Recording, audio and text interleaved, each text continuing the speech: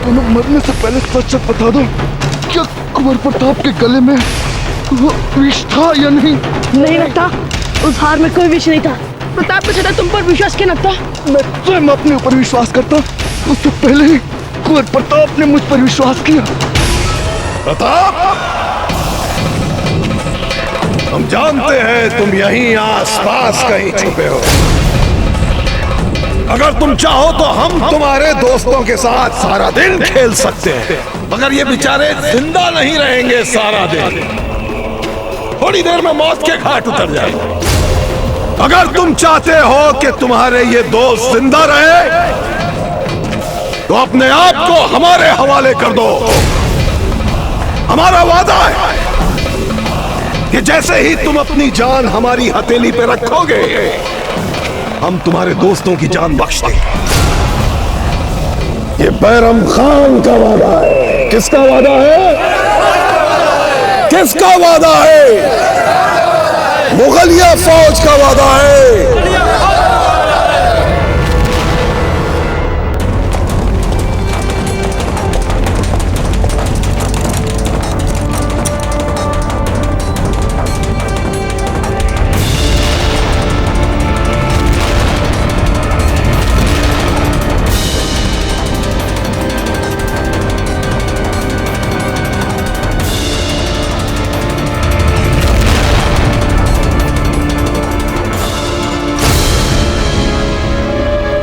घुमेरू जी, देखा उदय सिंह जी कितनी विशाल सेना लेके आए हैं हम पर हमला करने हेतु।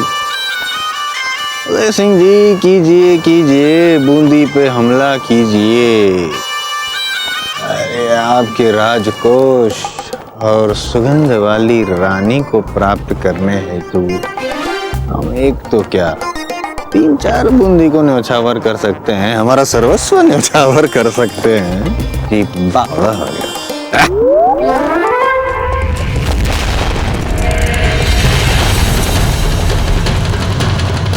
रावत जी, हम मुगल सेना अध्यक्ष को संभालते हैं। उन्हें अवश्य पता होगा कि राव सुरतन कहाँ है। आप बाकी की सेना को संभालिए। जी राणा जी।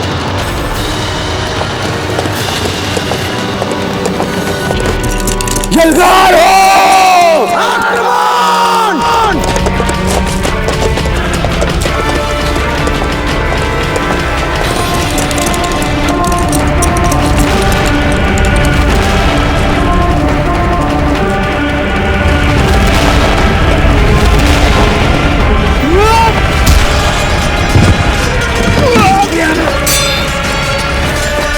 आओ उदय सिंह, तुम्हारे साथ दो हाथ करने का मुझे कब से इंतजार था।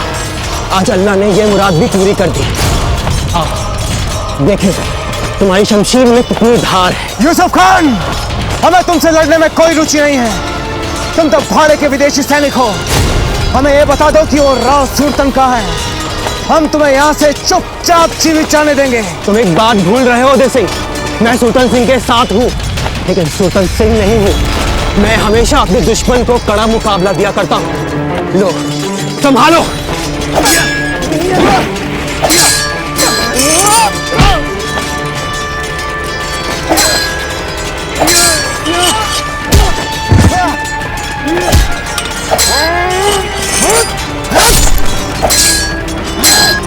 उदय सिंह, तूफान,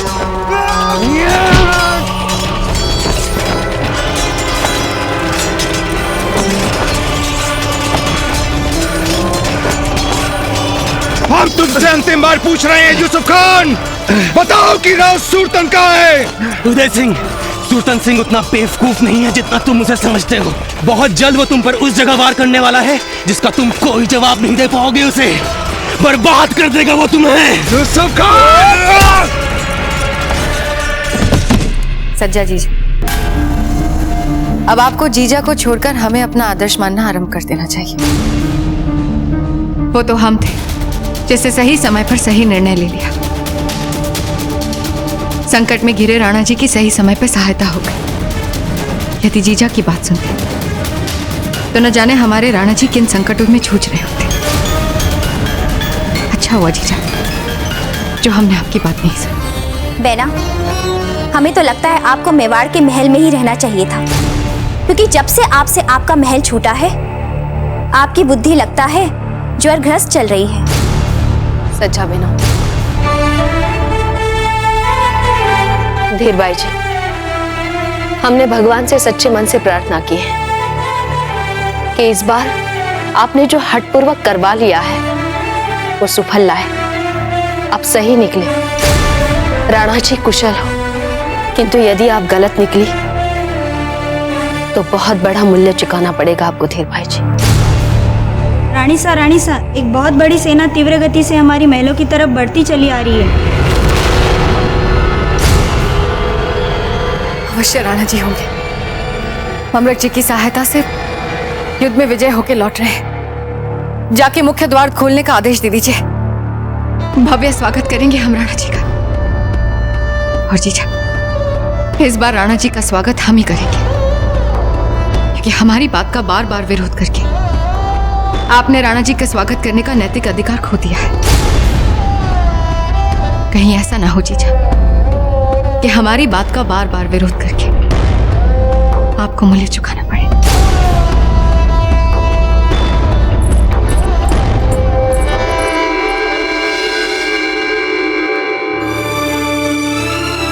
हे गिरधर गोपाल, राणा जी को स्वस्थ और सकुशल रखने और विजय श्री के साथ वापस लाने के लिए कोटि कोटि आभार।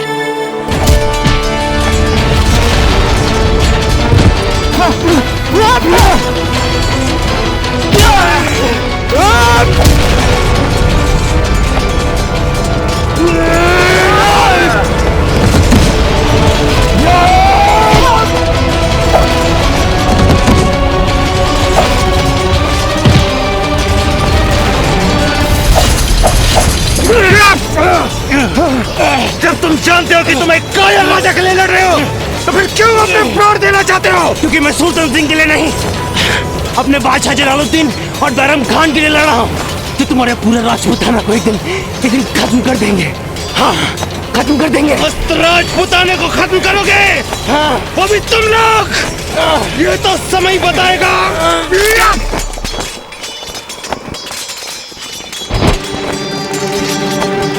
राजपूताने को खत्म करेंगे। रावण जी!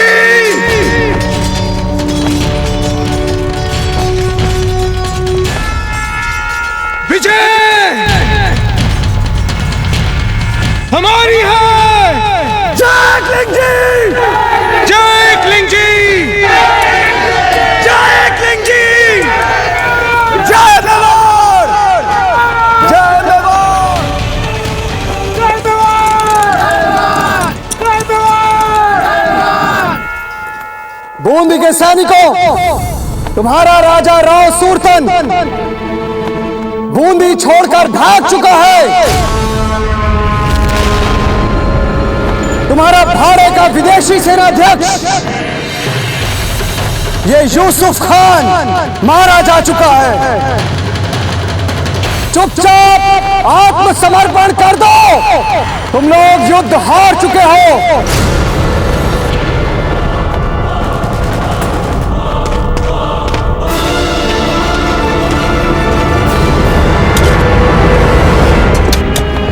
रावत जी, बूंदी की प्रजा को तत्काल एक शासक की आवश्यकता है। हमें हाड़ा सूरजन सिंह का राज्याभिषेक कर देना चाहिए। वही यहाँ की प्रजा के लिए सही और न्यायप्रिय शासक होंगे। आपका कहना उचित है राणा जी, और वैसे भी हाड़ा सूरजन सिंह जी कई वर्षों से यहाँ बूंदी के कारागृह में बंदी रहे। विपरीत परिस्थितियों में भी अपने आप पर संतुलन बनाए रखना ही हड्डा राजपूत की शान होती है। हम अभी तत्काल उन्हें मुक्त करवाते हैं।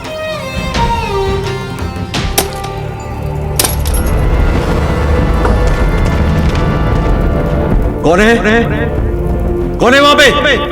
चले जाओ यहां से और कह दो अपने अत्याचारी सुरतन सिंह से इस जीवन में ये सर उसके सामने कभी नहीं झुकेगा।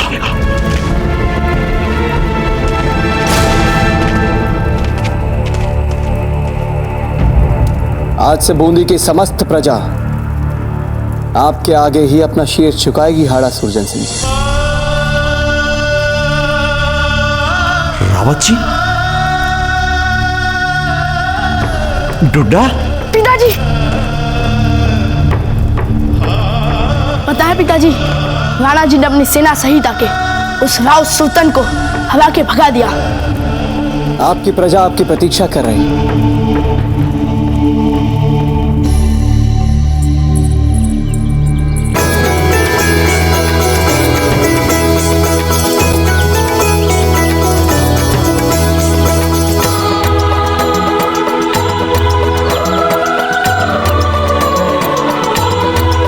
हमारे श्रृंगार में कोई भूल चूक हो गई हो तो तुरंत ठीक कर दो। हे भगवान, कितना नखरा। विजय उल्लास और आनंद का क्षण है हंसा, ऐसे नहीं कहते।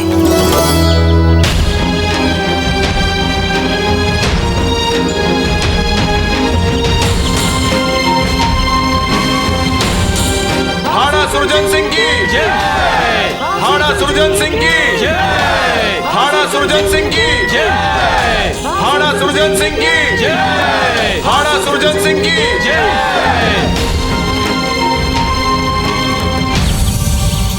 महाराणा उदय सिंह जी, बूंदी को सुरतन सिंह के अत्याचार से मुक्ति दिलाने के लिए हम और हमारी प्रजा सदा ही आपकी आभारी रहेगी। हाड़ा जी, जब तक राव सुरतन सिंह जीवित हैं, तब तक हम चैन से नहीं बैठेंगे। बहुत बदले लेने हमने उससे, बहुत बदले।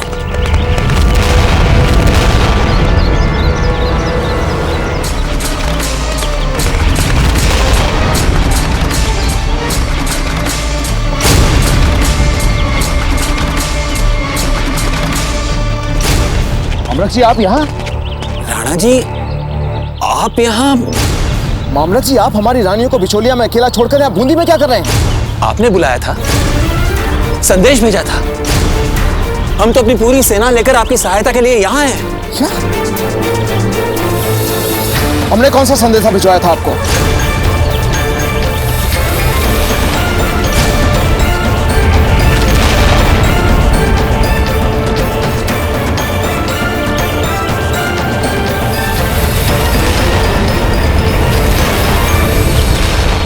ये राव सुरतन का षड्यंत्र है।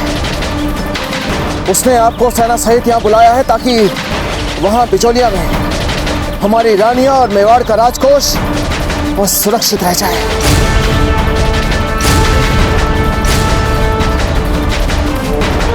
राव सुरतन,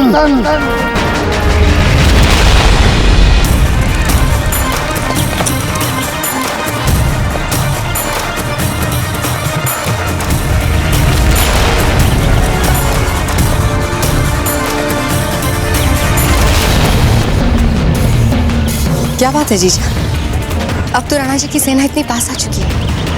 ये हमारी सेना नहीं है धीर भाई जी, ये बूंदी का ध्वज है।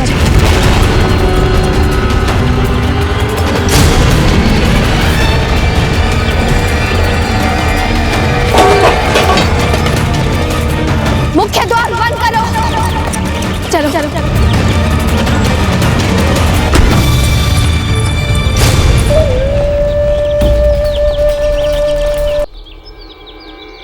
मुख्य द्वार बंद।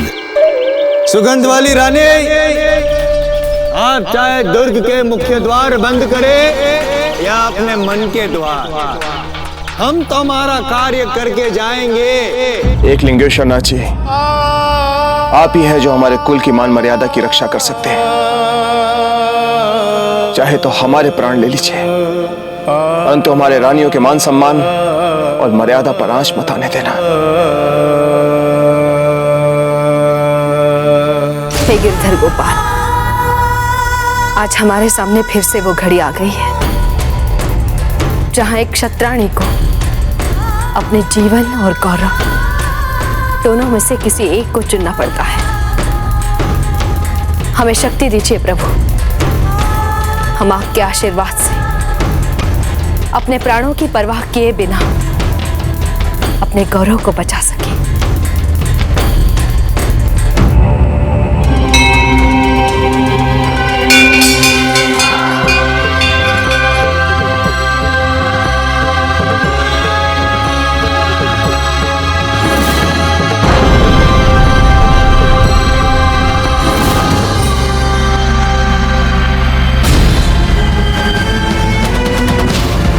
हे प्रभु, आज हम आपके सामने प्रण लेते हैं कि अब चाहे हमें अपने प्राण ही क्यों ना निछावर करने पड़ जाए, हम अपने लिए अपने मित्रों को मरने नहीं देंगे।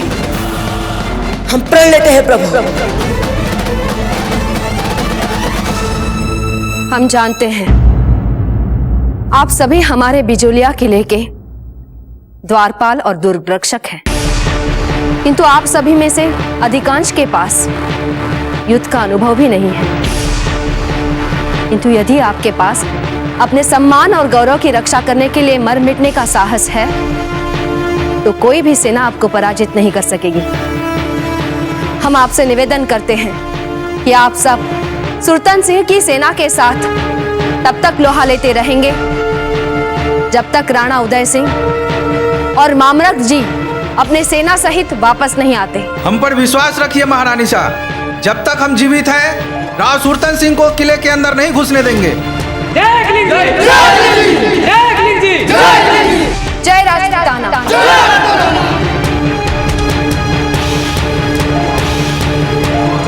तो यह है आपकी सुरक्षा योजना। मुट्ठी भर द्वारपाल और दुर्ग रक्षक, इतनी बड़ी सेना के सामने बूंदी की विशाल सशस्त्र सेना ने हमें चारों ओर से घेर लिया है। कब तक सामना करेंगे?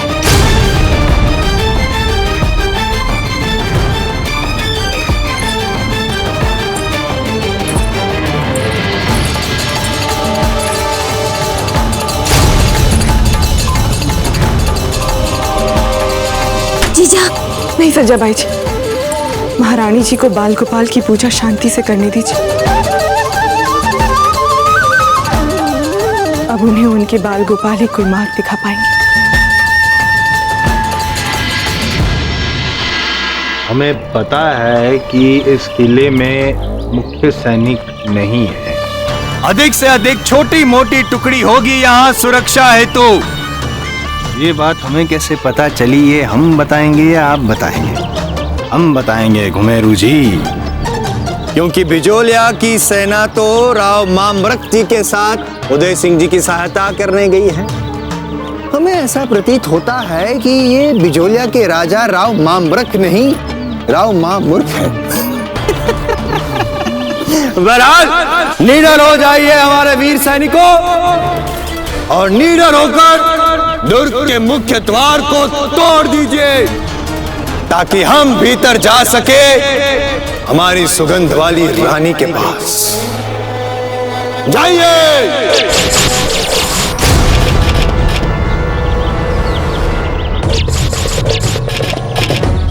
हुकुम, आप तो कह रहे थे कि यहाँ कोई सेना नहीं है, तो फिर हम पर ये तीरों की बौछार कौन कर रहा है भीतर से?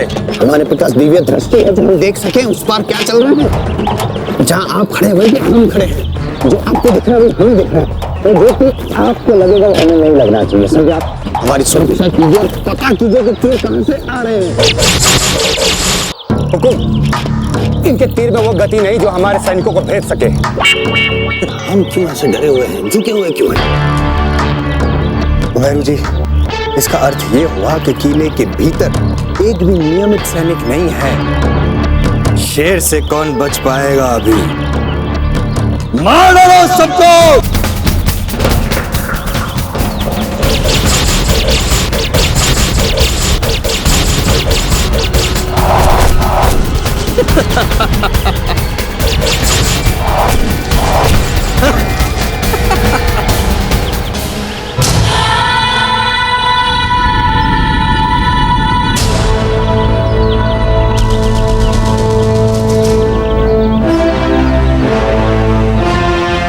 हम आ रहे हैं बेगम खान।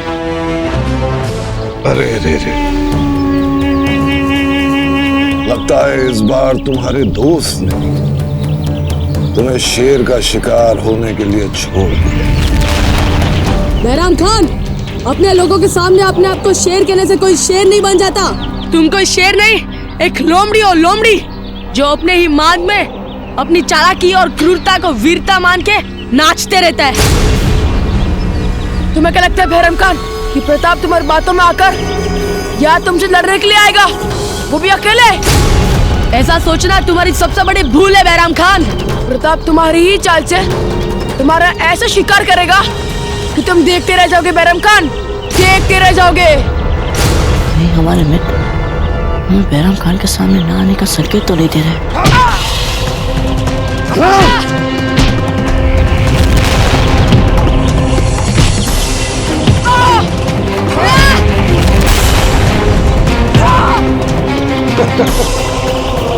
इतनी लातें और जूते खा रहे हो फिर भी इतना गुमान? यानी हमारा ये खेल इनके लिए हल्का निकला? कोई बात नहीं, इनके साथ कोई दूसरा खेल खेल, कोई बहुत बड़ा खेल खेल। बहराम खान इससे भी भयंकर खेल खेले, इससे पहले हमें हमारे मित्रों को बचाना होगा।